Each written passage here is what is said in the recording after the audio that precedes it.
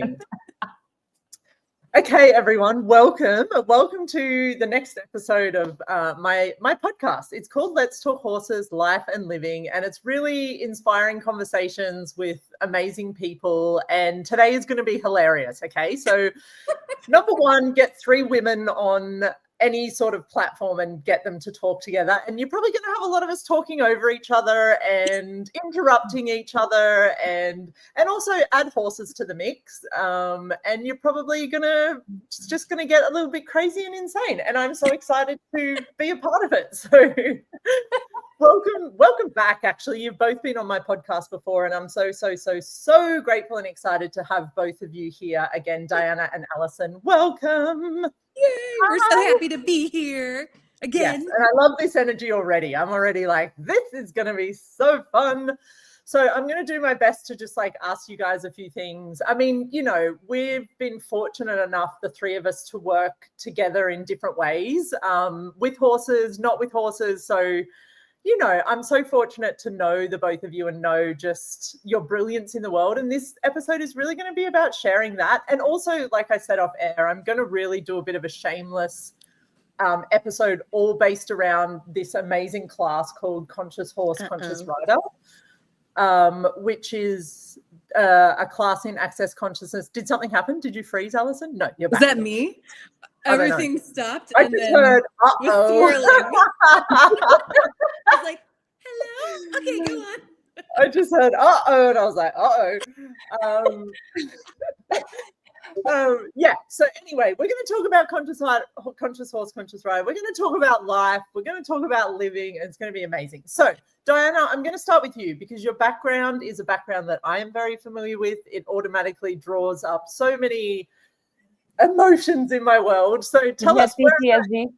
Yes, exactly. Tell us, where are you in the world and what the hell are you doing there right now?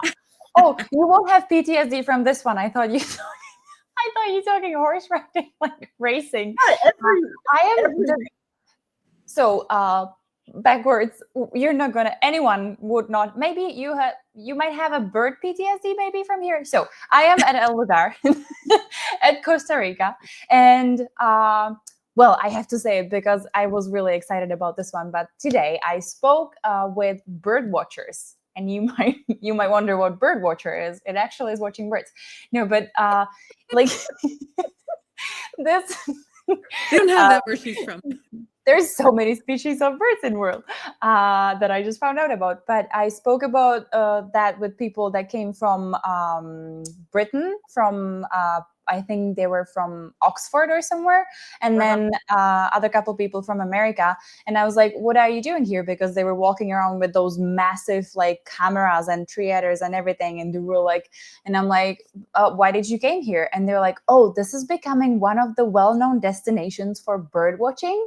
Yeah. And I was like, what? And they're like, oh yeah, it's like spreading up on bird watching people. And then they were telling me that in like 4 days that they're here, they've seen like 200 something bird species only at this property. And I was like, what? So This is my excitement today from El Lugar. Awesome, because I'm such a bird nerd. Like, it's literally, I'm like, as a person, or maybe it's a woman thing, but I don't think it's just a woman thing, but as a person, do you get to like 30 or 35 and just become interested in birds? I'm like, what the fuck happened? Like, I'm like, birds didn't exist to me, and now I'm like, look. I'm like, is it like an age, like a coming of age thing, or what? Yeah, what I don't know. Now birds this and podcast can go greenhouses. 2 ways though. Plants and birds. Jesus. What else are you doing apart from watching birds? What else are you doing? Come back to the horse conversation, but you can also watch birds from a horseback here. Totally different experience than you might have anywhere else. But every day we're here going horse riding in the morning, and it is something incredible because we see a different, not only a bird species, but a different animal every day that I've never seen before. So today we were observing an anteater from the horseback, and we've also seen like a red-backed deer that nobody's seen around anywhere around here Wow. for a really long time. So it is pretty incredible. And we've also seen like imprints of a bigger cat, like, you know, so we were also like watching the prints of the big cat's paws, and it was like all of it is something, it's like a safari different, you know, you don't see giraffes, but you just see all these species that would run away from you, but when you're on a horseback they don't mind you that much. So it's really, really amazing to have these experiences. That's so And cool. then, I know. And then just quickly as well, do you want to talk about the class that you're attending while you're there? Because it's also something very different that I've attended this class before. And yeah, I'd love to hear a little bit about it. And it's not me leading this class, but it's Susie Gotti and Dr. Andrew Gardella. And it's a class that very much includes horse bodies, not horses as much as the other class that we might be talking about, but horse bodies and people's bodies, and body work, and like very different experience with body work, because it's not, you don't really get a manual to how to do things. You don't get like a certain techniques, and you're not taught to like touch this muscle to release this muscle, and it's not structured, but you can pretty much place your hands wherever the body is like telling you to place your hands. And then it's incredible to watch the horses kind of like melt all that stuff, like stuckness and the tension, because a lot of horses are expecting from us that we want something from them, you know, that we're going to be like, okay, we're going to be riding, or we're going to be working out, or we're going to be doing a groundwork, and then you just placing your hands on them and you're like, okay, and now you can receive. And then the horses are like, what is happening right now to me? And then it's incredible. I mean, Sarah has a stallion here, and he can be very energetic, and he can be like, you know, prancing around and just like stepping and high stepping and doing all kinds of things and nickering at everything. And today he was standing in a class, and he was like hanged over the rope that, you know, like you have the tied up ropes, and he was just kind of like hanged over them, partially sleeping, partially kind of paying attention to the surrounding, like, I still have to be a stallion, what is going on with me? So it was so cute to like watch like so much change in a horse that was always kind of like have to pay attention, and then he was just like, oh, this feels so good. So yeah, very, very different class in a way than anything else. And thank you for working on him, and thank you for talking a bit about it, because I work with a lot of well, not a lot, but I've had quite a number of body workers, like horse body workers, and you know, people body workers are similar, but I think for some reason horse body workers are a little bit less locked into their points of view about bodies maybe than people body workers. And a lot of the horse body workers I've had work on my horses, I just wish, I'm like, what would it take for this class that Diana is attending? It's called ESSE, which is short for Energetic Synthesis of Structural Embodiment. And it's something that Susie Godsey created and sort of picked apart a bit with Gary Douglas. And they worked a lot on formulating this style of energetic based bodywork, but it's also very hands-on, right? Like there's definitely the mechanical aspects to it. It can definitely be confused for like a chiropractic work as well, but it's so not it, because you're not adjusting, but the horse literally can adjust themselves if you allow them with like a certain relaxation in the muscles and certain motion that you create in their bodies. They like, I've seen so many times that the horse just then does like and adjusts themselves, and I'm like, wow, it's incredible. Yeah. I just wish it was something that every body worker would just add to their repertoire as well. Like, because it's also one of those things that I think, like I was getting a massage the other day and I was like, if only I could add ESSE into this lady's world. Hello, Papa. Just like let me be on the podcast. How much it would change every body worker's, like, yeah, their scope and the way they work on body. So thank you so much. And Alison, tell us, apart from having a dog's ass in your face, where are you not? What's happening in the world of Alison Cox right now? Tell us everything. It's just a normal day. What's the question? Where am I right now? Yeah, well, what are you up to? What's going on in your world? Tell me, like, what's happening? What's happening, girl? I was with you guys not too long ago at a lugar. Like, well, let me just reiterate, like the best place to ride horses in the world that I have seen so far. And I've ridden a lot of places in the world. But now I'm here in beautiful Colorado, and I think there's a giant storm coming in here too. So, but since I've been home, I've had a chance to go out to see my horses, and the snow's starting to melt, and it's like springtime training time, and to see who can do what, who decided to pretend they forgot something, and what else all the newbies can do. And it's just such a fun time. I'm so excited. We have about 21 horses that we get to play with and happiness torture. Wow. And that's so cool, because being an Australian and spending most of my time here in Queensland on the Sunshine Coast, we don't do seasons. We just do variations of heat and rain. I mean, we have somewhat of a winter. I mean, I have a fireplace here, and it would Never used. I use it all the time. I love it so much, but a European person would fucking laugh at what Australia considers like, yeah, cold. like, you know, our winters here, the night times. I mean, if it drops below 10 degrees Celsius, it's like, ooh, it's so freezing, and everyone put their beanies and the Europeans are like, dude, that's like a summer day for us. We'd be stripping off and half naked at the beach, but you know. And that's why I loved hearing, because hearing from people around the world, because the seasons are like so important to different things, and especially with horses, like it's such a big shift for their bodies, because they go through this winter period where it is really a hibernation. Like, not a lot goes on with riding and doing things as much in the winter, so the horses really have this space of like relaxation. And then the spring starts, and it's like this whole. Like, I wanted to say, any kind of a horse rider that had to go through like a gnarly winter on horses is like, fuck that. It's horrible.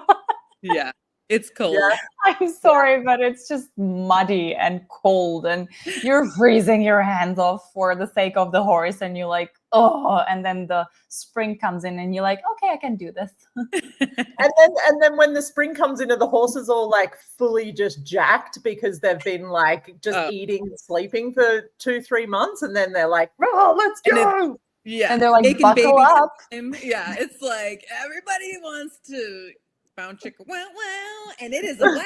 Oh, it's that too, of course. It's also when all the breeding takes place. It's like, of course. I feel like really there's only like a couple months of like, we've accomplished something.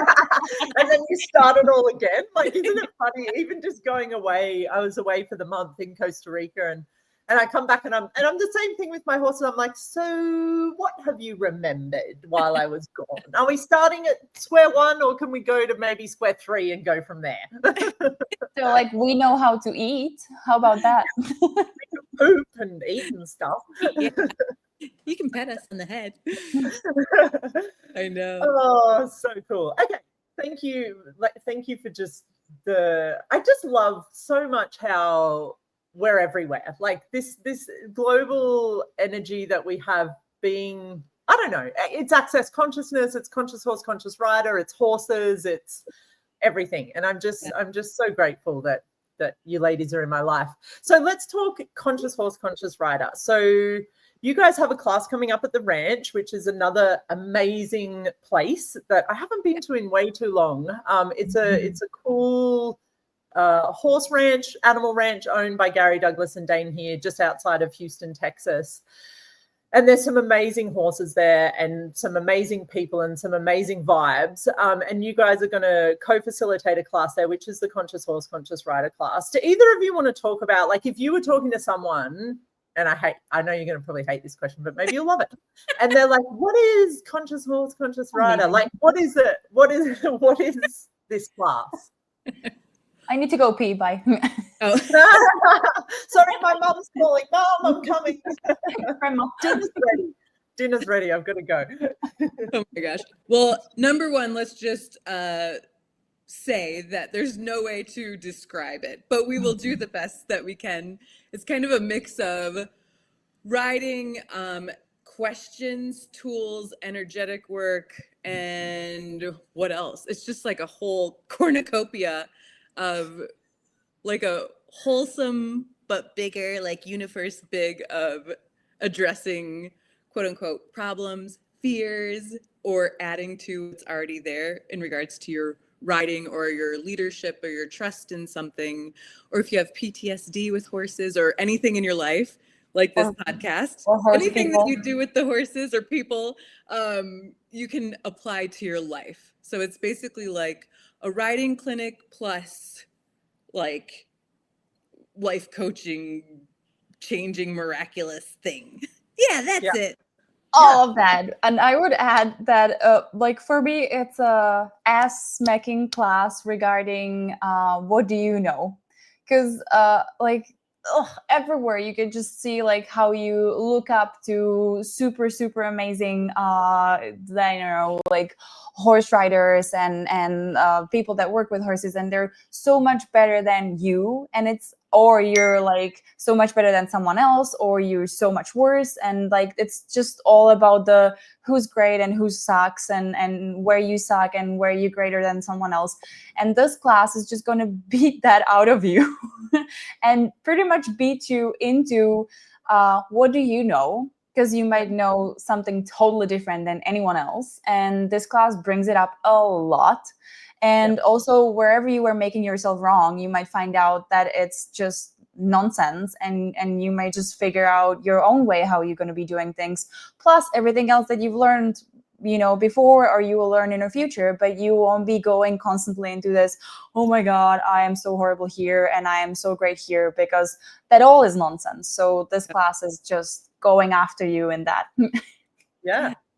And I mean, that it's so cool. Like everything you guys have said, the tagline of Access Consciousness is empowering people to know that they know, which is really what Conscious Horse, Conscious Rider is doing as well. It's like, how much do we actually know about horses that the horse industry has tried to tell us we don't know, but we actually do know? Like another big saying in Access is like, what if you found out that everything you thought was true was a lie?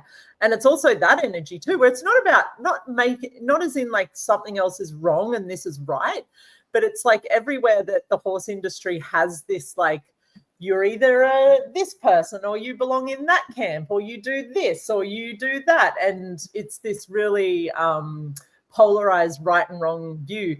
So that beautifully leads into my next question, like what I'd like to hear from you guys about, which you've kind of answered, but maybe we can dive in a bit deeper, is like, what makes Conscious Horse, Conscious Rider different from any other like horse clinic or you know, horse, like what's it called when you have like a discipline, like any other horse discipline in the world? Is there anything you want to say to that? Well, I know that the weirdest part of the class for me, like when I first started taking it, and before I started doing Conscious Horse, Conscious Rider, I was not a good horse person. Like I had ridden more elephants and camels than I had horses, like literally. And people, maybe people could be in that. Definitely people. So I wasn't like a novice rider of things, but definitely horses, yes. And so, but just so one thing that we talk about in the class is the energetics of everything, and what if everything starts and begins and moves on forever and ever with the energy of things. Horses really function from, communicate with, and respond to energies, energetics. And funny enough, if you allow yourself to, so do you. And you can start to weave in this communication with the horse and your body and the horse's body and everything around you that allows things to show faster, easier. Now, like my new thing that I don't even know how this happened is I'm the one that deals with all the crazy stallions at the place that I work at. And I didn't grow up, like one of the points of view of the horse world is like, chop all their balls off. They're dangerous. Do not deal with them. Do not have them on your property. No. But they're not my horses. And this person's definitely not going to do that with these particular stallions. And so also, like, if you haven't been trained like working with stallions your whole life, then you probably can't handle them. And I was like, that's funny. Like, so one thing you learn in this class is to be interesting point of view about every single point of view that you run into. I was like, okay, well, if that's not actually true, like what do I know about stallions? And just going in and using the tools of conscious horse, conscious rider, asking questions, and we're using that energetic stuff that we learn in class. Being that with these stallions allows them to be completely calm with at least me, and getting rid of any projections that I'd be projecting at the horse. Like getting rid of that makes a night and day difference of a calm stallion versus someone who already thinks this guy's gonna attack you and bite you and be crazy and act like they did the last time, but worse. And the horses will reflect that because that's the energy being projected at them. So anyway, back with the stallions this last weekend, there was a new little stallion that was out there, and he's like, you better be careful, he's crazy. And he needed to get his feet trimmed. I was like, okay. So I just, I actually picked up a tip from the last Conscious Horse, Conscious Rider class at Alugar with Sarah and Cody. I was like, Cody, what do you do with rearing horses? He's like, yeah, you just, shorten. He just showed me an energy of what to be. So I'm like, okay, I'm going to be that. And I just turned the little guy around in a couple circles, and then he was just like fine, and he stood perfectly for the farrier. And all the people that were there that had been with horses their whole lives and stallions and stuff were like, she's an expert. I'm like, all right, yep, sure, I am an expert. But really, like, what if you all are experts in your own way when you find that energetic communion with what you're dealing with in front of you in that moment? Totally. Love it. Yeah. Diana, what makes Conscious Horse, Conscious Rider different? And I'm like, Alison's such a beautiful, you always like say things so beautifully, and I have two brain cells pinging each other here, like from left to right, and I'm like, I'm glad you think I was like, don't say all the things in my head, please just make it sound like one nice sentence. This is one of the things that make this class very special, because you might become aware how aware you are of other things around you and the points of views of other people and projections, and how much that influences your life to such a intense degree. And regarding horses, this is even more intense because each person around them has their own point of view, and becoming aware of that and of your own points of views can change the whole situation. Stallions are a great example, because I remember I am living at the Lazy Double D ranch where the class is going to be held, but I remember they were having stallion that was previously at Alison's stable, and she was working with him, and they were achieving beautiful things. But then he moved over to the ranch, and some of the ranch hands were really scared of him.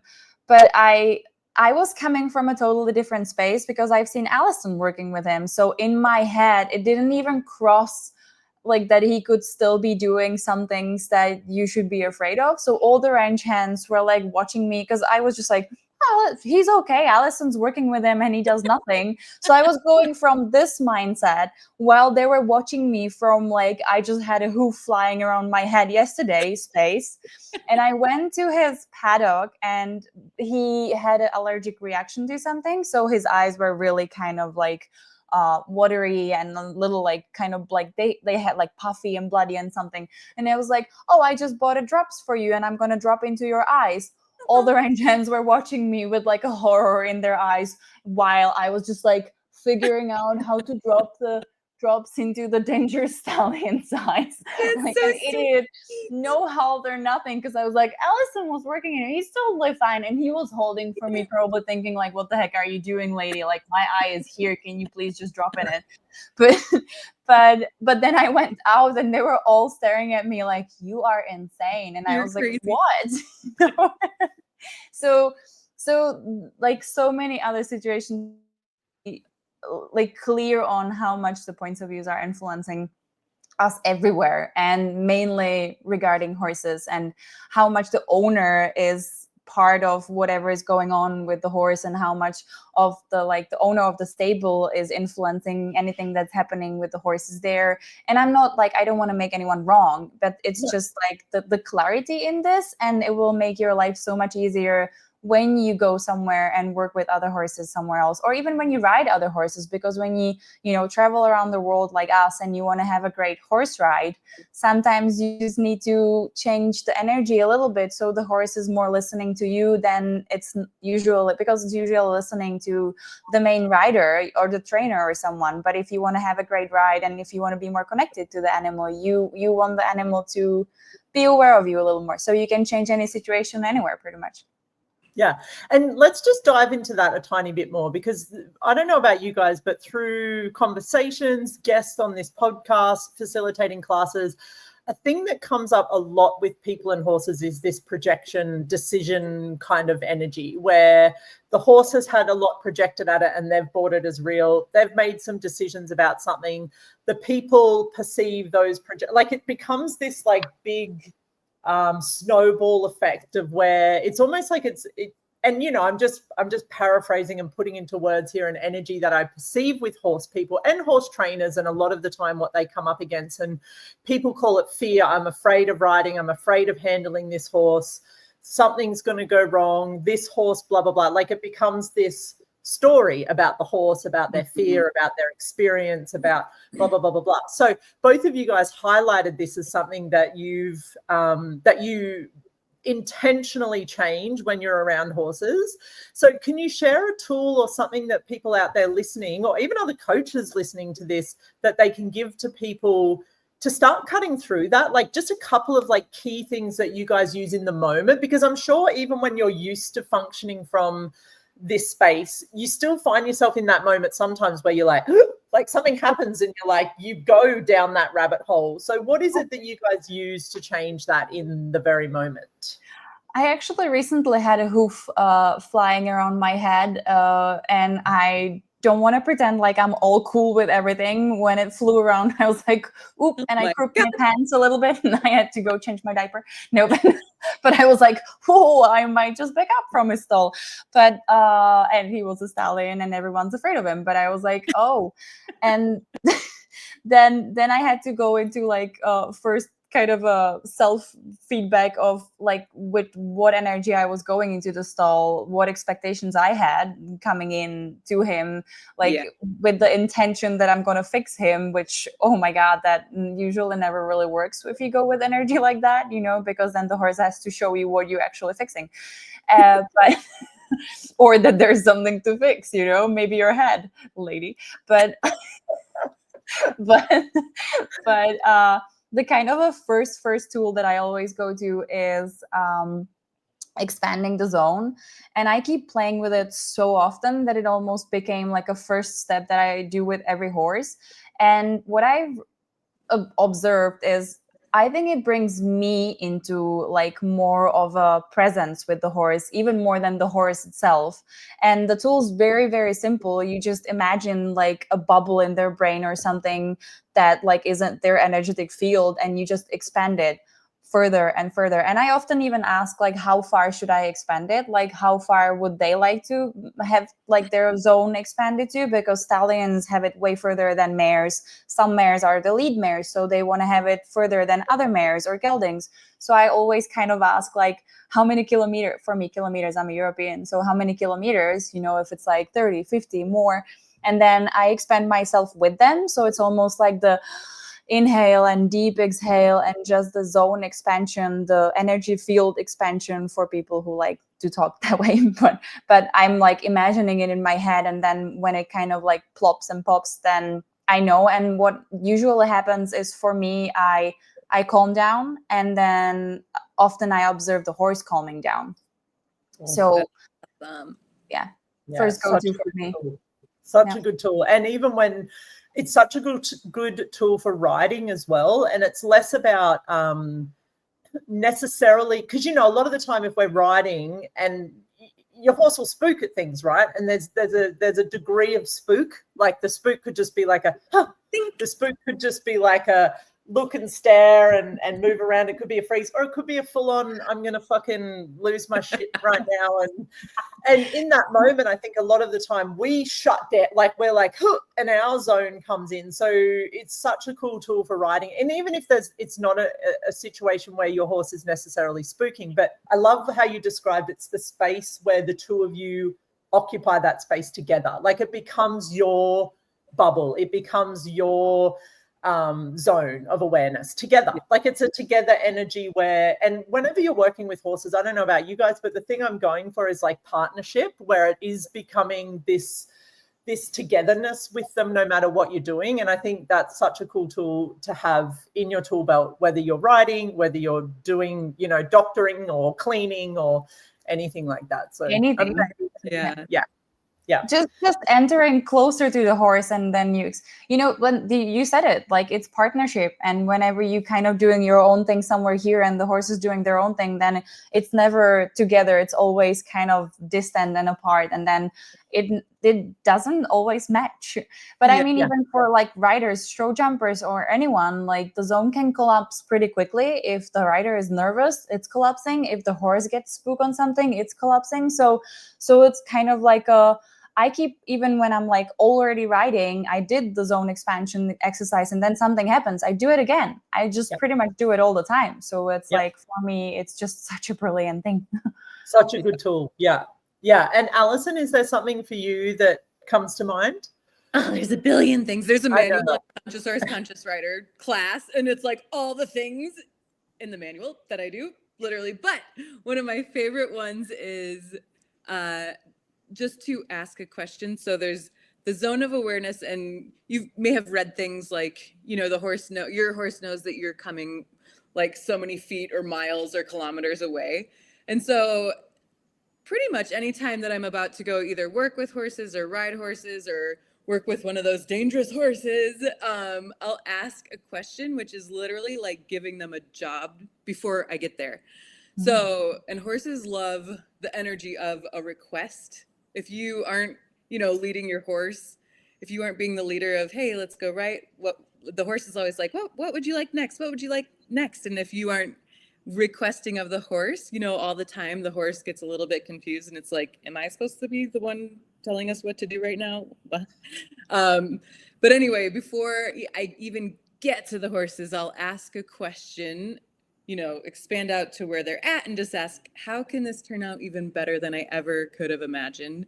And, you know, if I'm not sure if I'm going to work with that crazy stallion that day, but I really need to because it needs his feet done, or there's poop up to here and no one's been able to get in, then I'll ask, I'm like, all right, well, if anything's possible, let's try this out. Okay, how can this turn out even better than I ever could have imagined? Also, if I choose to go in there with you, are you going to kill me? No? Okay, good. If I choose to go in there, will I get hurt? Nope. Okay, cool. I'm going. Let's see what we can create. So I always love to like check in, basically like, will you take care of me? What's the worst that could happen? I won't die and I won't get hurt. Awesome. Let's go see what we can do, and then play from there. So I'd say question is a great one. Yeah, and I love that so much because a lot of the time I think we're taught that a question is asked in order to get an answer. But when you come from this space of like question actually just being, for me, it just changes. It's like an energy changer. It's like a switch in any situation that will, or 100, 1,000,000 switches that will change so much. And for me, horses completely function as a question. Like, and, you know, I often refer to in my classes or when I'm talking to people, the perfection they have attained, you know, using that word loosely, but the perfection they have attained at thriving on this planet through the way that they've functioned in this way. Because you take a beautiful, delicious prey animal that is so delicious to everything, and they don't do, I mean, they trample on the grass and they eat the grass, but everything is looking at them like you would be so delicious, including humans. We still cook them and eat them all around the world, whether we like it or not.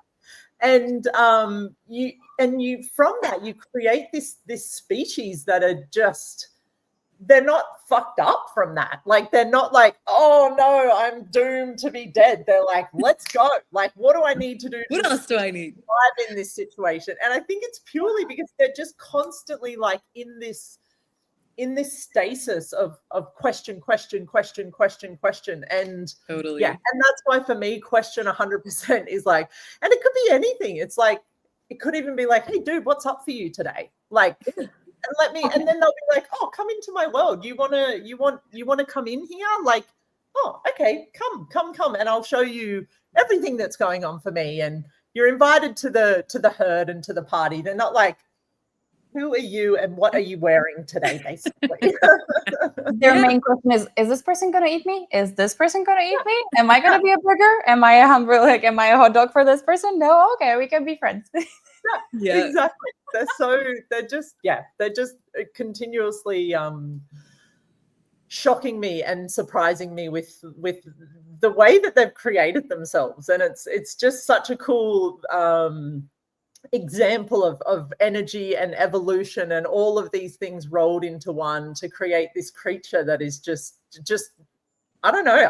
I'm just obsessed. I know. And then they like to hang out with us. I'm always like, you like how me. did I deserve This is so weird. Why are you like, even my own horse? I'm like, you're like a wild animal, kind of. You stand around and eat a lot, but still, like, she'll leave the whole herd just to come over when I'm there. I'm like, you know who I am. Oh my God. Yeah. I am actually amused that they're so strong and so big, and they don't just run away, or they don't just stomp till death a person who's abusing them. Or I'm just constantly amazed by, it's a 600 kg heavy animal, and it's just willing to let you lead it on a tiny little rope. I'm like, how? Why? You know? And even like totally that. Like, I rode my horse out, you know, it had been a month, and I was going to put them in the trailer and take them on a good trail ride. But then I literally hooked the car up and then was like, oh, my float has a flat tire. We're not going anywhere. So I chucked Ollie's saddle on, and then I just ponied Willow, my other horse, off the side, and we rode up the street. And, you know, it had been a month. There were cars, there were things. And, you know, Ollie's just tends to be like a bit of a spooky horse. And a few times he's like, can we go back now? And I'm like, not yet, a little bit further. I set the finish line, and I stuck to the finish line for us to turn around. But, you know, he spooked at a few things, and I was like, I had one horse in one, so I'm controlling him with one hand. I just had his rope halter on, no bridle, no bit. I just tied the rope halter around his chin.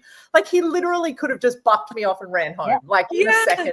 Like, but he's like, okay, Mom, I'm a little bit scared. It's been a while, but let's go. Like, this trust aspect. And I think, honestly, ladies, like, something that I've said to so many people is, I think what draws us and me, what draws me to them so much is how much we actually aspire to be just like them. Like these big, strong creatures that have such a lust for life and living, such a deliciousness of embodiment, you know, power. They have trust. They never judge. Like, it's like this thing where I'm like, I just want to be a horse, but in like, I also like having a person body, because there's a lot of cool shit that we get to do as people. So and we get to ride. Sorry, go ahead. I just wanted to say that I like to say that they can be fucked up too. It's not like they're angels or gods, you know. Exactly.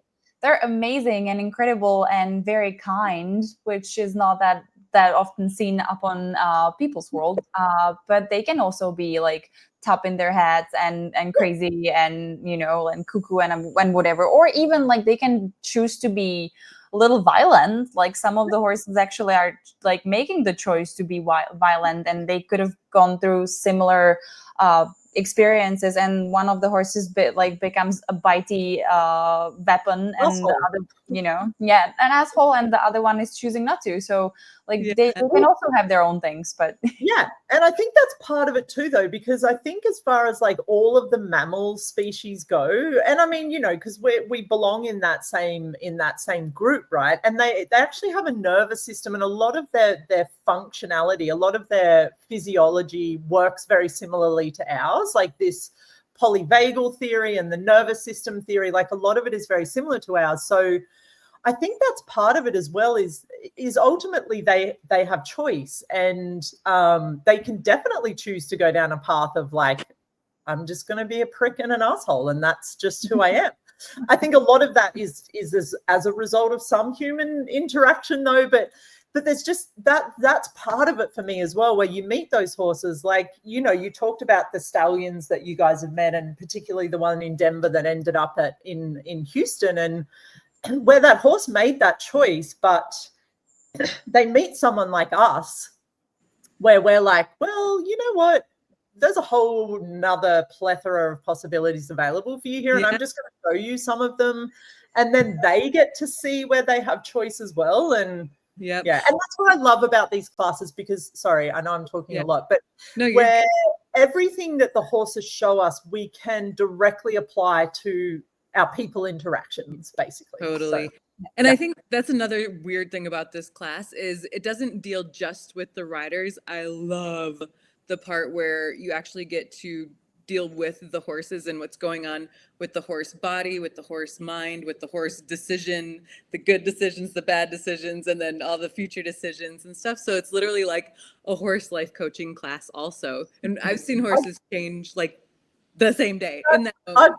I've planned so many classes. Well, not so many, maybe like 3, where no people have shown up, but the horses were like, "We're here, come." And I'm like, "Yeah, but dudes, you're not fucking paying the bills. You're not paying my airfare. Like, we need the people side." And I talked to Susie. I'm like, I keep booking these classes and no people show up, and she's like, "Yes, Sarah, but that's because the horses want it." And I'm like, we need to do a class just for horses where there's no people, and we just go to horse Zoom.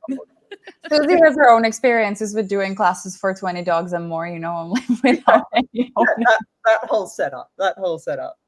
Oh, but I just wanted to say, like, horses but all of the things that we're like doing in a class, they're applicable in like any kind of a situation that occurs in your own life. And like, for me, what's really cool to see is like when a horse chooses to change something, it's instant for them. It's really fast. It's quick. It's like they're not doubting the choice. They're not doubting the change. They're not like, "Oh, my body changed." But what if that can be that fast, like people do? We're doubting so many things, and then we see the change. It's so obvious, and we're like, "Oh, but maybe not." And this, like, people seeing these changes and people seeing what's happening in these classes is incredible, because then they can just take it and use it in their own lives. And it's funny, it came up in this class that we just had here at El Lugar too a couple of times. Are almost like a parenting 101 tools with the interaction that people have with their kids, because they're like, it's just so similar energetically. Like, you won't be putting your kids on a leash, but and then turning them in circles. You might. But when you see the energy shift, that you used a tool and then you see the shift, and you're like, "Oh, I can actually use it a little bit different way on my kids and with my partners and anywhere else." Or when I'm like having a speech somewhere, and I'm presenting, then I can use this energy shift up on like the people that I'm presenting to, so they pay attention to me. You can even expand your zone, so they're like included when you actually like having presentation. So everything is usable everywhere else. So that's what I love on this class the most, probably. By the way, having horses are like, if you have kids, it's a great idea to have horses, or at least an arena, because you can have them like go over jumps, the children, as many times as they can, and make a game out of it. And you can definitely wear them out that way. The horses and the kids. So the horses won't be destroying the stall, and the kids won't be destroying your house. It's like, oh, can you go jump like a horse? Go for it. Show me how many times you can do it. Yay! I love that. Okay, one more question before we wrap up of each of you, which is, we've talked about the Conscious Horse, Conscious Rider class. It comes with a manual. I mean, the 2-day class does, where we get to explore so much. It's huge. I think the last class we did together, we didn't even freaking open the manual except when we did the body processes, because we had to refer to like the hand positions and the words and stuff like that. But you get this great manual, you take it home with you. It's jam-packed with tools. But I would love to hear from each of you. Not your favorite. I get that. There's no such thing, and they're all our favorites. But if you could pick one thing from the manual that you love facilitating, and then also the change you've seen in the horse or the person when you've used that tool from the manual in the class. Yeah. What about Alison. you, Anna? I'm like cheating. I'm like gonna look in the Are you looking in a manual? The table of contents. I was like, would it be so bad to actually open the manual right now? Like, there's so many good things. That's so good. I was like, I so often don't even open the manual too, Right. but I Well, it remember doesn't even necessarily the manual then, just something I have one from the manual, yeah. but I remember me walking in a class with the manual like rolled in my hand, and the only thing that I was doing with it was sweating flies, you know, but but the trust exercise is incredible, and I've seen so many beautiful moments for people, and like many riders ridden their horses bareback, but this is something different, like a different request from the horses and the riders, because I bet not many of the very experienced riders were just lying on their horse's back for 5, 6, 7, 8 minutes, and it's a very different, like even your body is differently positioned when you're lying like backwards, and that kind of a presence that's requested from you brings up so many things for people. And I had so many people crying during this exercise or after, because they're just like, oh my God, I'm sitting here on this animal and it's willing to just be here with me, and even though I'm an idiot, and everybody hates me, this animal is just willing to like be here and like bear with me. And it just like so many people released so many things. And even like I had a man, and he was like a big beautiful man. It's weird describing him that way, but he was like a big beautiful man that was handling horses before, but he was like, I sat on a horse bareback before, but I've never had this kind of a connection with the horse, and this is a horse I don't know anything about. And he was crying afterwards, and I was like, you guys are making me cry. So this exercise is so strange and brings up a lot of things for people. So I really love this exercise, and even for the horses, because they just have to, like, they're asked to stand still. So they are really aware of everything, like each tiny muscle in your body, and you're aware of each tiny muscle in their body. And it's just so cool. Yeah. And I love that exercise too. And for me, the thing I found the toughest was when you're laying back over a horse. And if you don't know what it looks like, we've got a great video on my Instagram page from one that we did recently in a class in Costa Rica. You've got to let go of control, because you're in this position where, like, your body, like you said, you're in a different physical position over the horse, but you have no control over the horse, because you're not even sitting on a horse bareback. You've got your legs there, you've got your hands free, but this is really, for me, it was like, fuck, I have like zero control of this situation really, and all I can do is like almost surrender in the moment to, and the more you sort of go floppy and let go of that bodily control and just breathe and the more you hold on. Exactly. The more you become, and it's such a good teacher for riding, because even with riding, we're so often, well, I mean, I think our body, as the mammals and the nervous system we have, when something goes wrong, we tense, we go into this place of like wanting to grip and hold on. But the best rides you have on a horse is where your body is really loose and relaxed, and so it showed me a lot with that above everything else as well. A lot of people that have the experience that when you tense, you fly, but if you relax into whatever's going on, you somehow glued into a saddle, or you glued on a horse when you bareback and you don't fly. And this exercise is also amazing to observe the horses in the terms of how much they're willing to take care of us, because I've seen people falling off and the horse is literally like moving to the side to catch the body of the person so they don't like flop off, and it's awesome. Yeah, cool. Totally. Did you find something in the manual? I didn't look. I was like, I'm just gonna go for it. I was gonna try to find something normal for the public, for the normal people. I'm just gonna spit it out and tell you what my real favorite part is. I love that there is the weirdest stuff in the manual, like past lifetimes and entities. And I can't tell you how many times fear has changed for me, for people that are like have been afraid of horses, or a particular horse, or fell off and now they're scared of horses, where when you go back and you change energetically what happened either earlier in this lifetime or other lifetimes, the decisions that you made, how changes how my screen is freezing. Hello. You're good. How it just changes for the person and the horse energetically.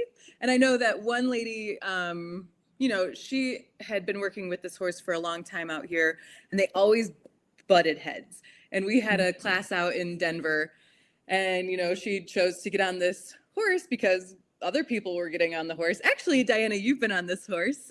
Ella, she's big and beautiful and blonde. I remember.